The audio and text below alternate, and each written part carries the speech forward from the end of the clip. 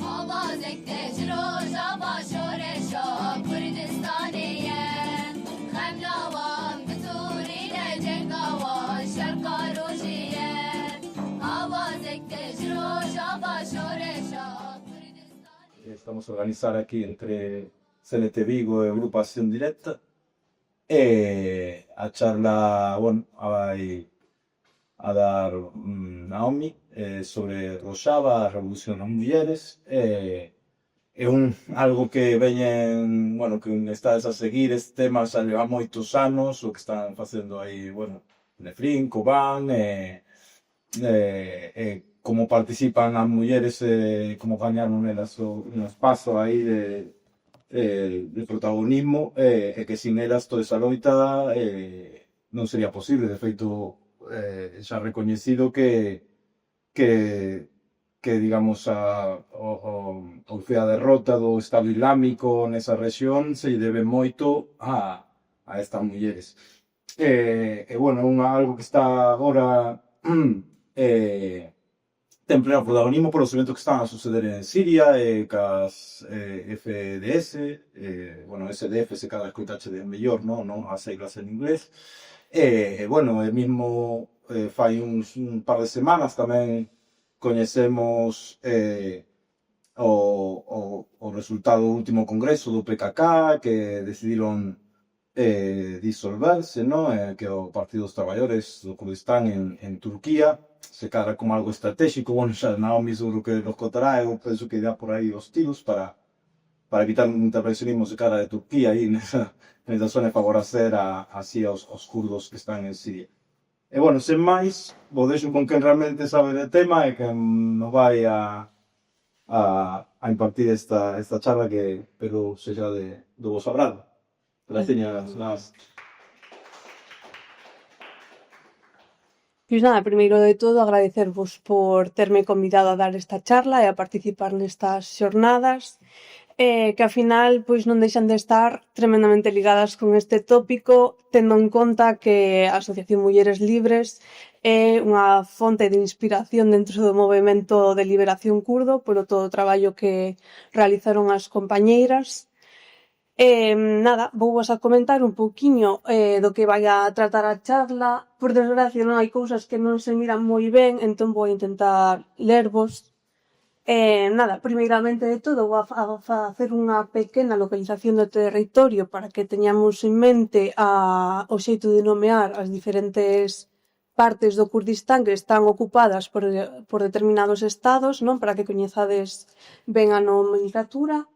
Despois vou a tratar un pouquiño os antecedentes da organización do movemento, non, aquelo que foi a base para conseguir levar a Rojava o ideario revolucionario. Vamos a tratar un pouquiño do confederalismo democrático e de genealogy, e a continuación explicareivos un pouco sobre o que versa. Despois farei unha pequena liña temporal na que farei un pequeno barrido de como se foron dando diferentes eventos para conseguir chegar a dar un escenario propicio para a revolución. Despois vou a falarvos de Congrastar, que vai a ser a organización base que vai a estructurar dentro de toda a sociedade as mulleres. Vai a facer que as mulleres participen en todos os ámbitos. A encargada diso, vamos. Vou a falarvos tamén dos comités de Congrastar un pouco para facer entender como participan as mulleres dentro das diferentes partes da sociedade, non? Despois vou a falarvos tamén un pouquiño de Jingwar, que non sei se vos sona ou non, pero bueno, é a aldea das mulleres en Rojava. Unha idea na que, bueno, fruto do traballo de Congrastar e Genealogy. Nada, procederei a explicarlos un pouquiño e tamén se despois tendes algunha dúda, pois tamén trataremos sobre eso. Nada, despois comentar un pouquiño tamén o tema das invasións e os ataques, que, bueno, que deron cambios no mapa de Rojava e que siguen a día de hoxe tendo lugar. Vale, pois comezamos entón, como vos dicía, co tema da localización do territorio. Aí tendes o mapa de Kurdistán, penso que máis ou menos o mirades ben. Tendes aquí o Estado turco, o Estado iraní, o Estado de Irak e o Estado de Siria. Cando se fala da parte do Estado que está ocupada polo Estado de Turquía, falamos de Bakur, que o tendes aí escrito por se queredes mirar. Na parte que está ocupada polo Estado de Irán é Rojhelat, a parte ocupada polo Estado iraquí sería Pashur, e, bueno, como eso coñecedes máis, a parte ocupada polo Estado de Sirio é Rojava. Unha cousa que quero recalcar bastante, por eso vos poño esta foto, é que a hora de falar da organización, da estrutura que temos vixente a día de hoxe, intentamos falar da administración autónoma, non?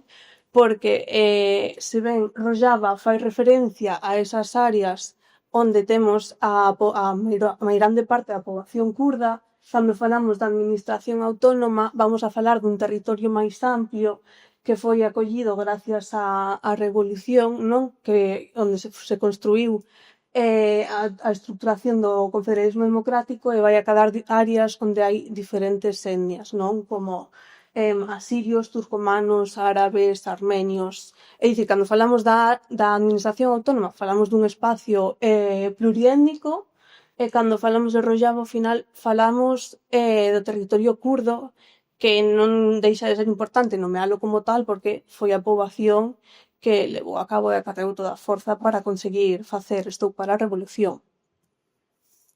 Vale, agora vou falarvos un pouquiño dos antecedentes e para iso vamos a ir a Turquía. Nesa foto tendes a dous compañeiros, unha deles é Sakine Yasis, unha muller moi importante no PKK, que foi asesinada xunto con outras dúas compañeiras en París por parte das forzas turcas. Outro lado temos a Abdullah Öcalan, supoño que tamén o coñecedes, que é o líder do movemento kurdo.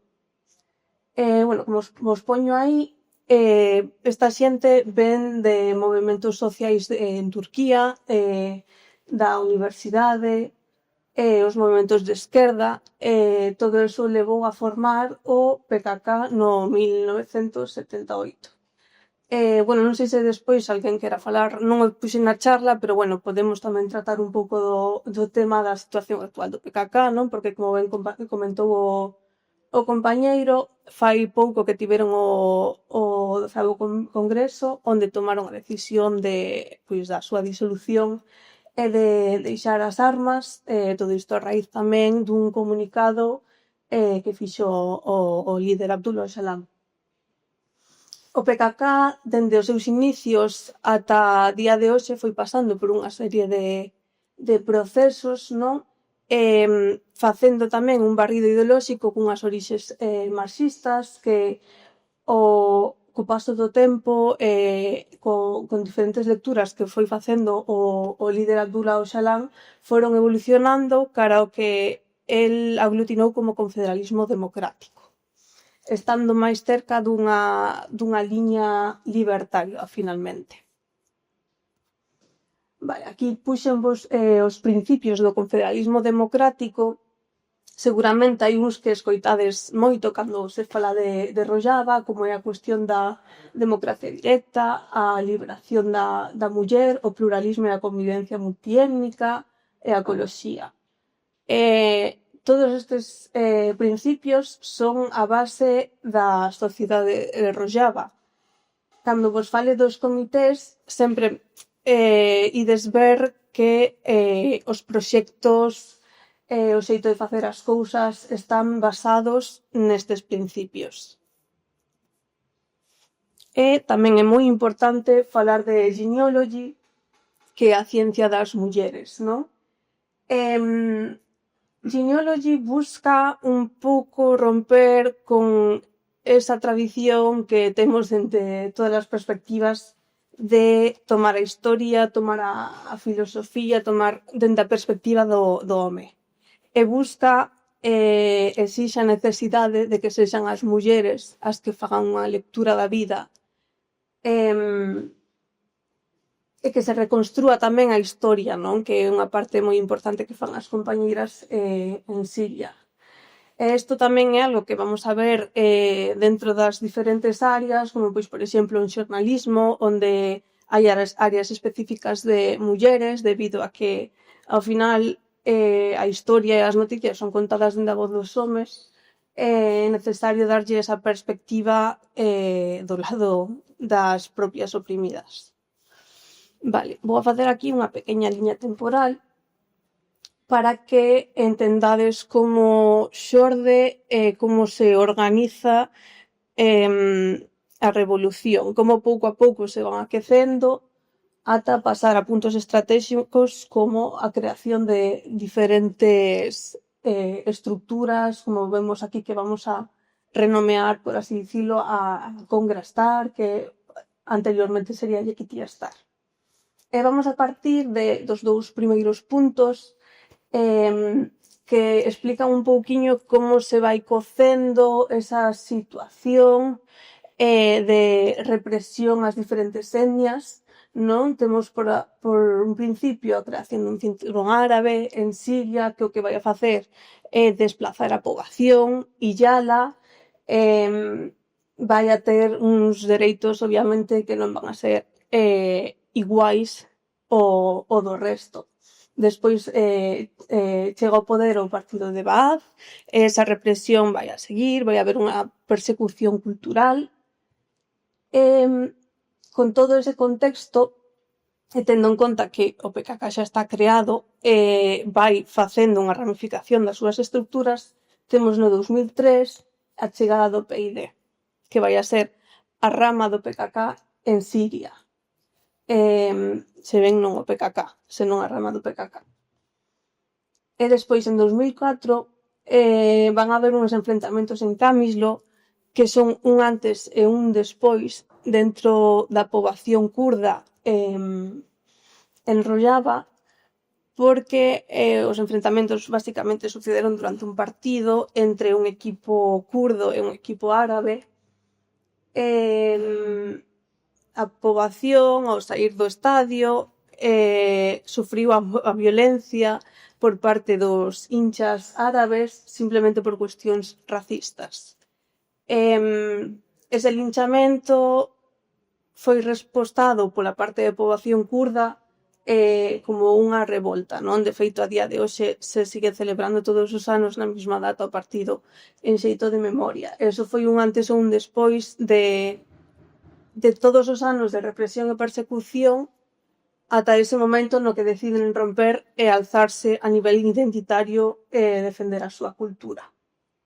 Despois, en 2005, temos a creación de Yequitía Star, que vai a ser o principio da organización, non? Do paraugas de aglutinamento das diferentes organizacións de mulleres dentro do territorio.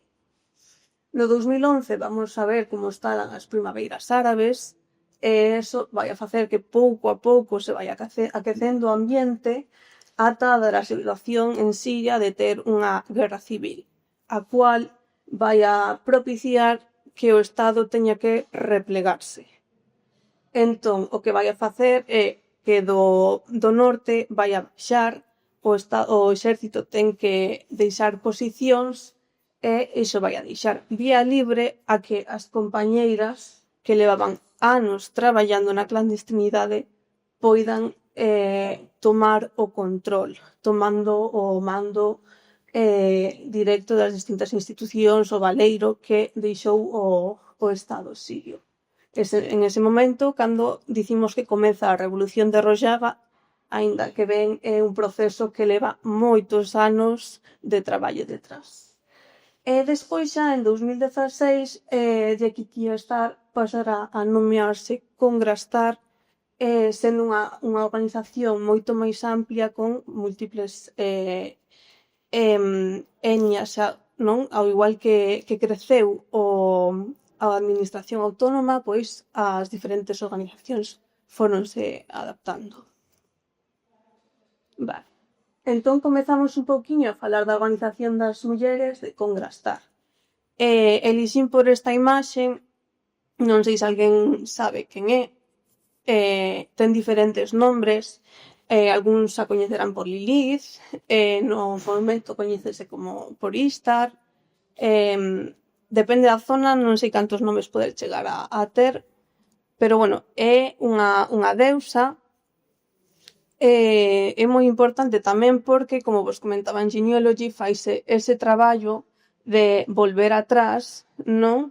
E analízase moito a cuestión das rupturas sociais que tivemos da muller, de pasar a ser algo así de importante a pasar a ser algo que nin tan siquiera está representado. Bueno, comento vos aquí o que vos comentaba antes, non? Que naceu como tal no 2016 e, bueno, que garante que as mulleres participen en todas as actividades sociais, non? Que ao final o seu obxectivo o de controlar, facilitar crear camiño para que toda esa estrutura da revolución, non toda esa estrutura dentro da administración autónoma que ven da man de outros organismos, pois teña participación real das mulleres e as mulleres pois sexan as que levan a vanguardia. Vale, aquí vou vos falar un poquinho dos principios da fundación de Congrastar, que virían a ser 4. Cando falamos de organización de Congrastar, falamos dunha organización para augas. Isto quere dicir que dentro dela vai haber outras organizacións, non? Se ben elas teñen a súa propia estrutura como Congrastar, hai outras organizacións inseridas, non? E esas organizacións teñen dereito a manter a súa propia identidade, o sea, a seguir existindo, pero claro, sempre e cando cumplan os principios do confederalismo democrático. Vale. Outro punto sería que Congrastar é aquel organismo, aquela organización responsable de coordinar e de aplicar e supervisar como vai desenvolvéndose todo. Despois temos, bueno, o obvio, non? Que vamos a basarnos bueno, nunha organización confederal, non? Nos puntos do confederalismo democrático, vamos a organizarnos un xeito de comunas, academias, cooperativas, vamos a encontrar, ides a ver pequenos exemplos nas seguintes diapositivas de como en diferentes partes da vida cotiá, dende o nivel laboral ata o nivel conflictos dentro dunha casa, pois va a estar todo organizado, non? As mulleres inseridas dentro de cada situación. E despois, por último, temos a diversidade de participación democrática, tendo en conta que estamos nun territorio no que vimos dunha situación de racismo, onde moitas etnias, bueno, foron e son perseguidas, de feito, cos últimos acontecementos en Siria, pois hai moitas etnias que, bueno, voltaron a ter situacións nas que, pois, baixo o abrigo das compañeiras se ven que están seguras, pois, bueno, tiveron que fuxir de áreas que foron controladas por o novo poder sirio. Vale, estes serían os comités nos que se divide Congrastar. Non sei se ledes ben ou vos leo mellor, non? Sí. Si non leo, Para que así es. Sí? Vou vos lendo. O primeiro sería o de diplomacia, despois teño o comité de economía, despois teño o de xornalismo, teño o comité de educación, teño o comité de municipalidades e ecoloxía, o de xustiza, o de arte e cultura, autodefensa, comité social e comité político. E agora vou vos a falar un pouquiño deles. Vou a comezar polo comité de diplomacia. Eu, cando estive en Rojava, tiven a sorte de poder participar deste comité de Congrastar e facer traballo con elas.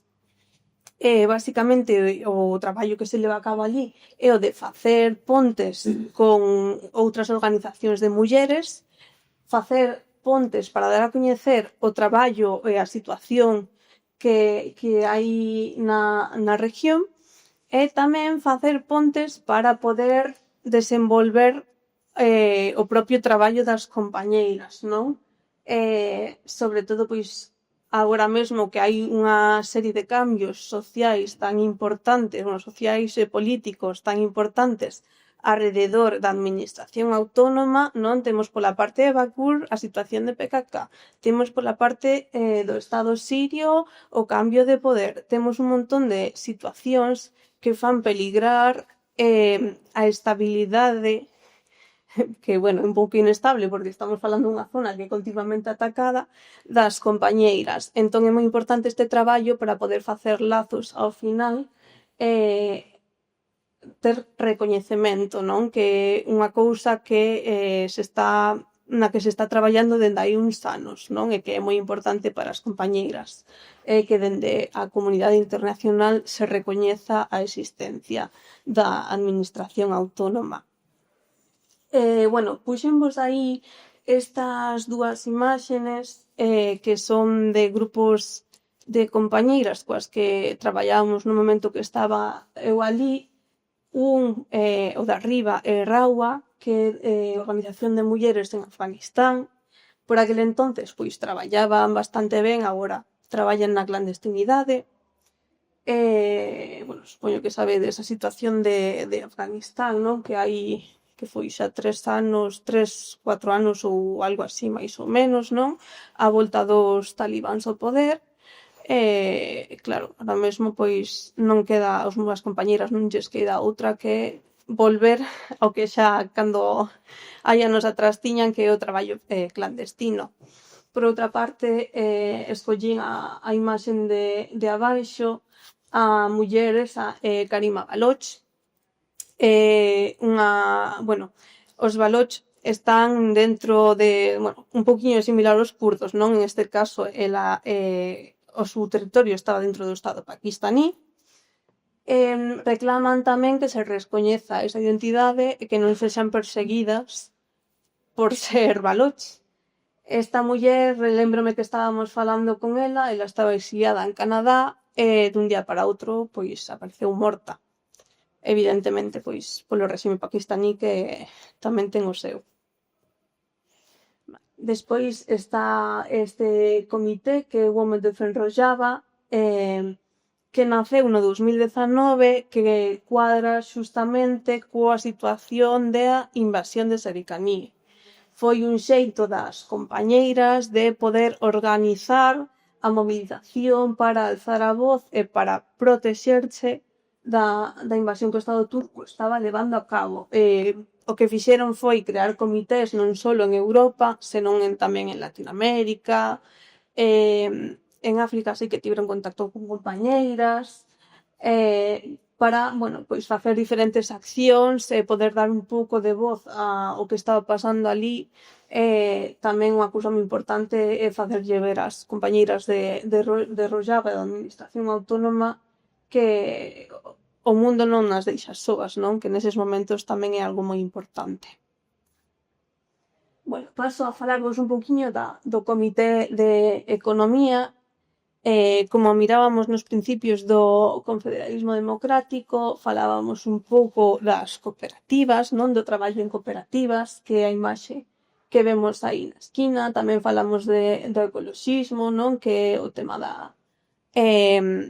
do traballo manual. Bueno, este comité ten unha importancia fundamental porque vimos dunha organización da sociedade onde a muller ao final estaba relegada a estar sempre na casa. Non dispón, polo tanto, de ningún coñecemento para poder realizar ningún tipo de labor que lle propicie ningún tipo de ingreso. Polo tanto, existe a necesidade de formar mulleres, de crear espacios para darlle esta autonomía. A primeira imaxe da cooperativa é unha cooperativa creada para mulleres. Búscase tamén un traballo controlado pola cuestión das condicións laborais, que desto falaremos tamén un pouquiño máis adiante. E búscase que aprendan tamén algún oficio e que teñan ese espacio. O de abaixo é un mercado que abriron en Camislo.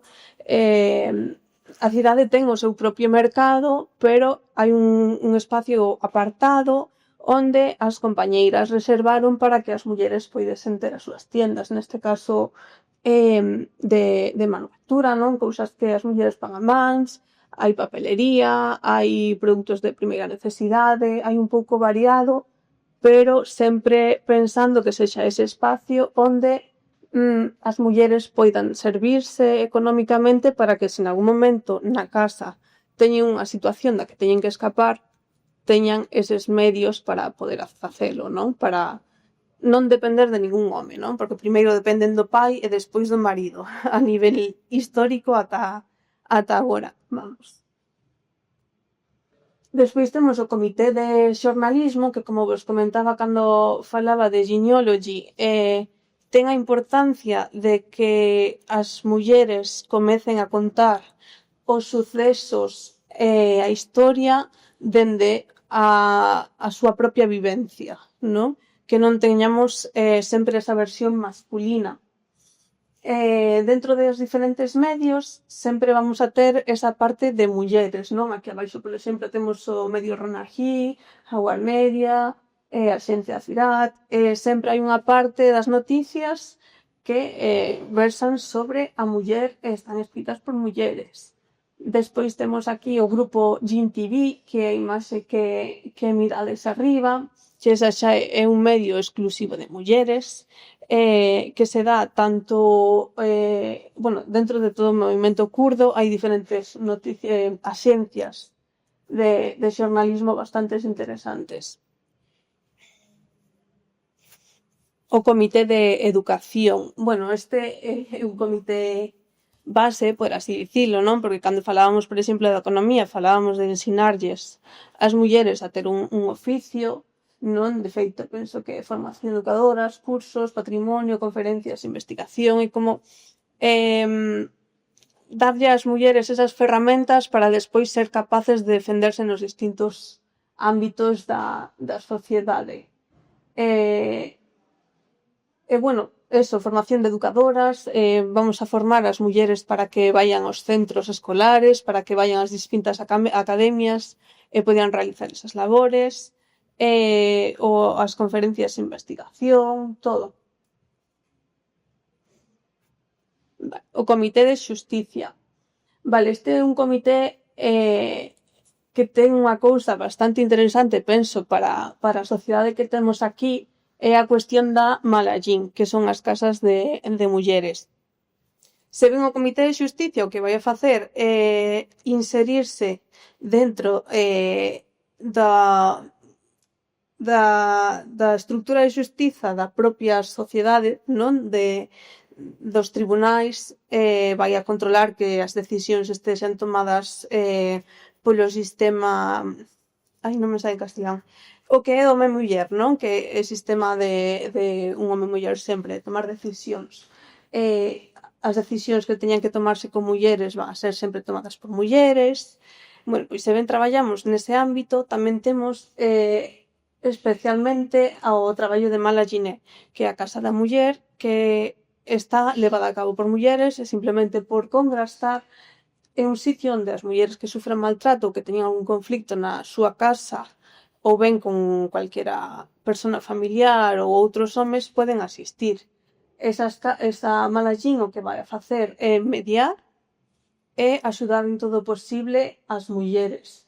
Eu penso que deste tipo de traballos aquí falase pouco, pero sin embargo é algo bastante interesante, non? Como plantexar esta situación de as mulleres mediando nese tipo de conflictos para sempre conseguir sacar a muller de situacións de violencia ou conseguir negociar coa propia familia o seu benestar. O Comité de Arte e Cultura, tamén vemos, como vos explicaba, da cuestión da represión das diferentes etnias, polo tanto hai un problema bastante grande, que hai un baleiro cultural porque debido aos anos de represión e persecución hai xente de diferentes etnias que ahora mesmo o que está facendo é un pouco o traballo de investigación e de búsqueda da súa propia cultura, porque moitas veces o que pasa é que como non nos deixan falar o idioma, non nos deixan cantar as nosas cancións, non nos deixan, ao final iso pérdese. Moitos anos de clandestinidade son os que viviron estas persoas simplemente para aprender o seu idioma. Por exemplo, hai moita xente kurda que me explicaba como se organizaban, non? Para poder transmitir ás seguintes xeracións o seu propio idioma, para aprenderlles. Pois ben, vemos este contexto e aparte o xunto un poquiño co que vos contaba, non? Desa perspectiva de genealogy das mulleres expresándose. É algo que nos pasa aquí a día de hoxe, cando temos que falar de escritores, de cantantes, pois saen centos e centos de nomes de homes, onde quedan as mulleres? Pois isto é unha resposta un pouco a ese lado de persecución, a ese lado de dar un paso adiante ás mulleres para que poidan ser escritoras, para que poidan ser cantantes, para que poidan ser actrices. Neste aspecto, as compañeiras do Comité de Arte e Cultura levan a cabo un montón de festivais no que, bueno, acollen arte en cuadros, cousas feitas a man, para que as mulleres poidan se expresar e, a súa vez, haya unha recuperación cultural para un pouco dar xustiza a todos os anos que se pasaron. O Comité de Autodefensa, hai unha frase aí que sinalo que pareceme fundamental entender a hora de falar autodefensa, porque cando se fala de Rojava e do momento kurdo sempre se poñen este tipo de imaxes, non? Un pouco para vender o que nos gusta, pero é moi importante entender que non hai uso para as armas sen un pensamento libre e unha personalidade formada e libre, non? Que para elas é básico saber que un arma se colle por ideoloxía e que elas o collen por autodefensa, que non é unha publicidade jugosa, non? Como se tratou moito nos medios. Bueno, as mulleres que tendes arriba son as asaís, que son responsables do control de fronteiras, por así dicilo, en cidades, dos puntos de control. Tamén levan a cabo a seguridade en diferentes eventos. Bueno, como en todas as áreas, hai unha parte de mulleres específica e, ao final, isto danos unhas mulleres cun posto de traballo, non? Que se valen e unhas mulleres que teñen esa capacidade de defenderse. Obviamente, ligado ao Comité de Autodefensa hai unha formación ideolóxica detrás, entón todas estas mulleres saben porque teñen esa posición de autodefensa. Bueno, abaixo son as compañeiras que son moi coñecidas, as compañeiras das IPJ. Quero falarvos un pouquiño máis destas mulleres, que non sei se vos soan tanto, porque, bueno, que son o grupo Parastina G, que estas mulleres, como vos comentaba un pouquiño antes, cando dicía que a organización se insería incluso dentro dos conflitos dunha propia casa, non? Referime a estas compañeiras que traballan máis de base, a nivel barrio. Pois un exemplo, dentro do meu barrio o veciño desta casa ten un conflicto co veciño desta casa. Pois estas mulleres son as encargadas de ir mediar no conflicto para poder solventalo e non ter que levalo a un grupo máis, o sea, un rango máis alá e ir a cuestións legais, por así dicilo, non? Sempre algo que se evita a toda costa é que a xente aprenda a solucionar as súas disputas a través da propia sociedade, non? A sociedade ten que ser autónoma por ela mesma. Aparte deso, bueno, como os comento aquí, pois tamén realizan labores de vigilancia en edificios, non? Onde traballan as compañeiras, por exemplo, realizan labores de investigación e recollen datos sobre os fluxos de migración.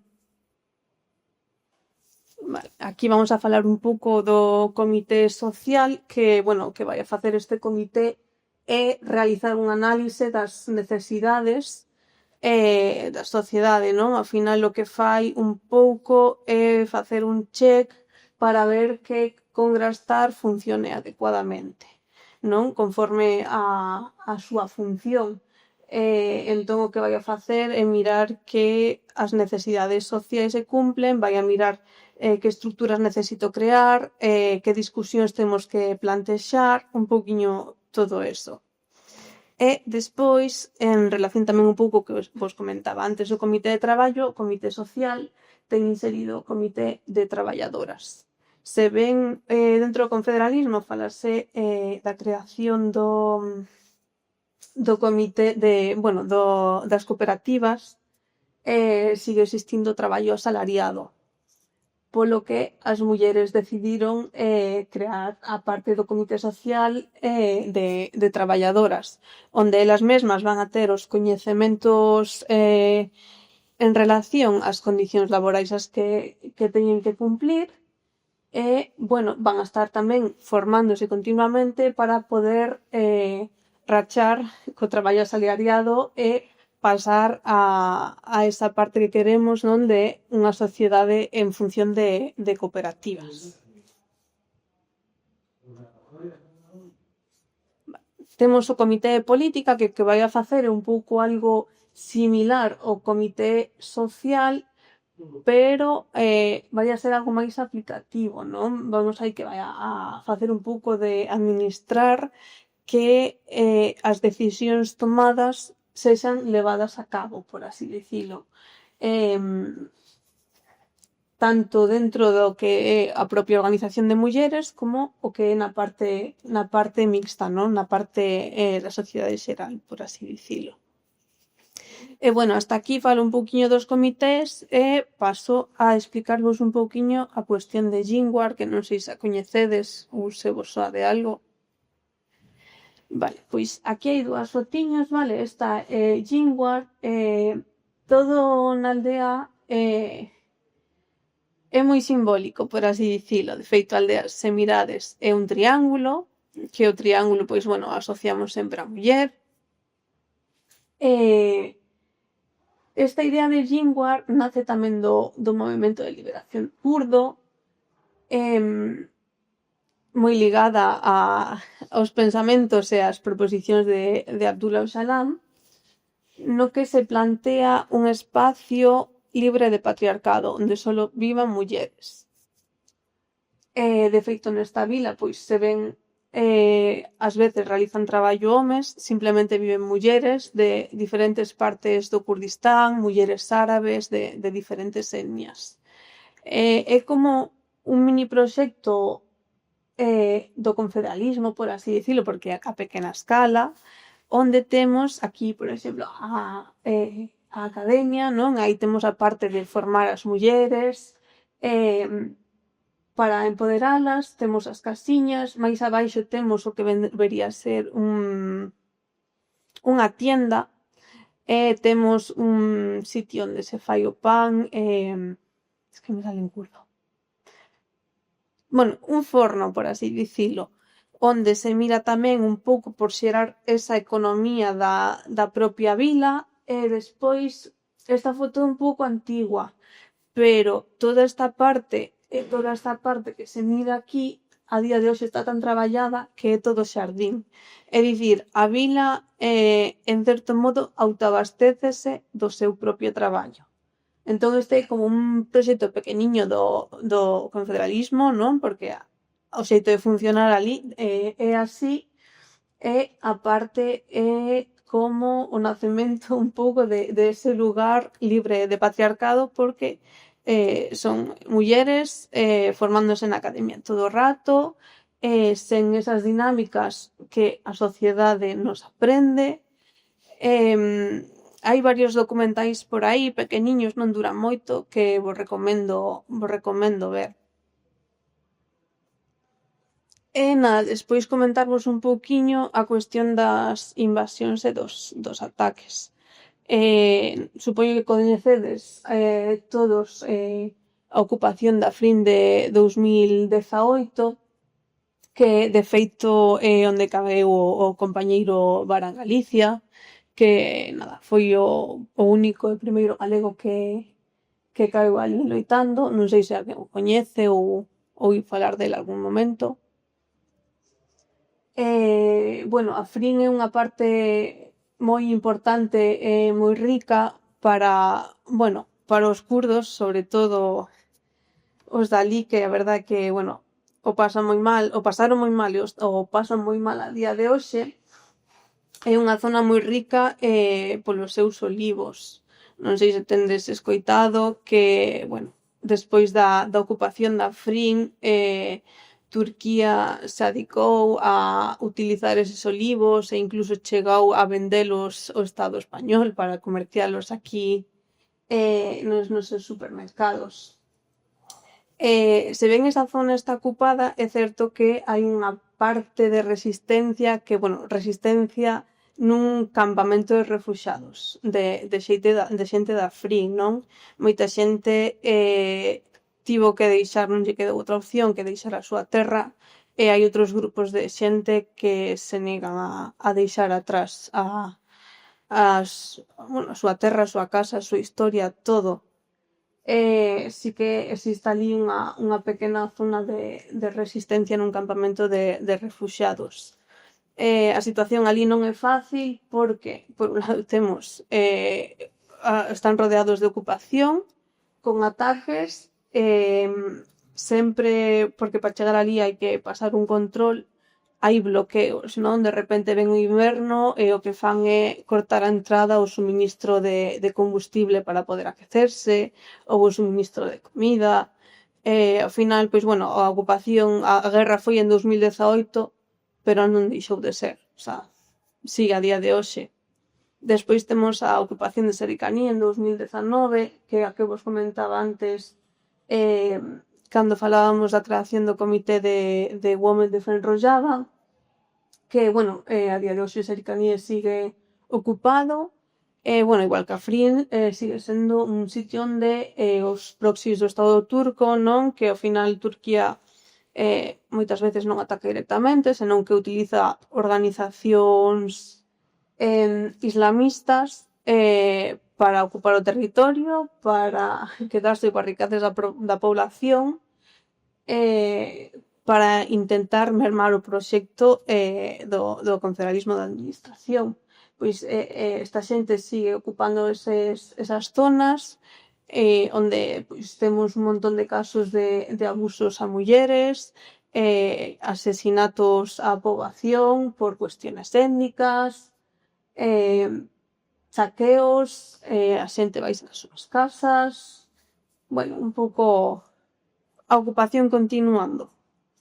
Na actualidade, aparte de ter as zonas ocupadas, cando falamos de administración, non sei se tende seguido un pouco a situación, hai un montón de ataques con drons, ou unha guerra silenciosa, como por exemplo con cortes de auga para que a poboación non se poida abastecer, tanto de auga como de electricidade, non? Porque ao final as centrais hidroeléctricas axudan a ter eses pequenos momentos de electricidade de día para facer cousas básicas. Moitas veces tes días nos que non tes electricidade, que é necesaria para, pois, por exemplo, poder quecer auga para ducharte, ou incluso para simplemente darlle un botón e conseguir subir auga ao tellado da túa casa para ter auga para ducharte. Bueno, son pequenos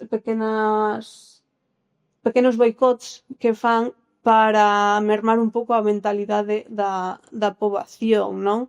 Que tamén o que se busca moito con este tipo de ataques é que a xente se canse en desista do proxecto, que obviamente non o consiguen, pero bueno, ao final dunha guerra continua a xente pois non ten esa mesma, non sei como dicilo, non é defensa porque eles están convencidos, pero bueno, cansaste un pouco. Bueno, un pouco era ata aquí a charla, despois con relación á situación do PKK, non sei se queredes algunha pregunta ou ou non sei se controlades un pouco a situación, non sei como está a cousa. Sí. Que teña, preguntaba máis ou menos que era a historia do tema do PKK. Entendo que a decisión sería mantén estratégica. آواز اکتش رو جابا شورش رو کردستانیه خملاوان بتورین جنگاوان شکاروشیه آواز اکتش رو جابا شورش رو